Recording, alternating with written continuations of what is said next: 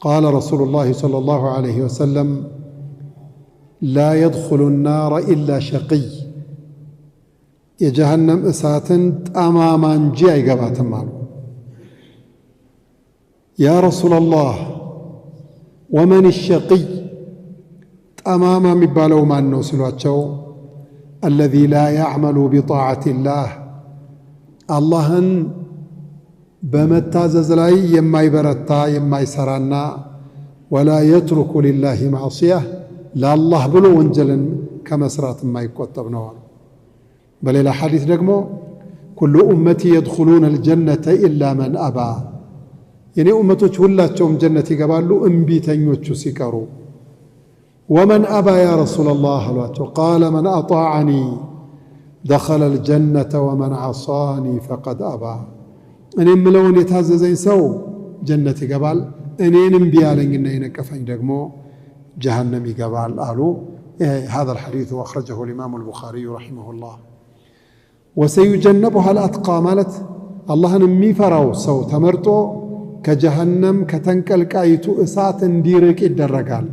فمن زحزح عن النار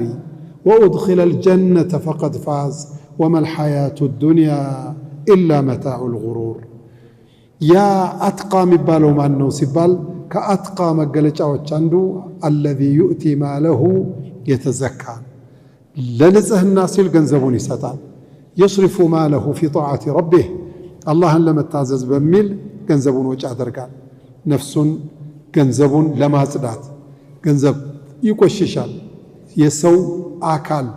የሰው ልብስ እንደሚቆሽሽ ሁሉ ገንዘብና ቀልብም ይቆሽሻል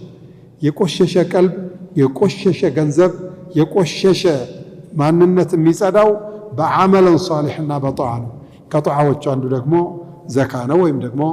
ገንዘብ መስጠት ነው ገንዘብ መስጠትን ብዙ ሰው አይሳካለትም ልብ ብላችሁ አይታችሁ ከሆነ ገንዘብ የሚሰጡት ሰዎች ገንዘብ የሌላቸው ናቸው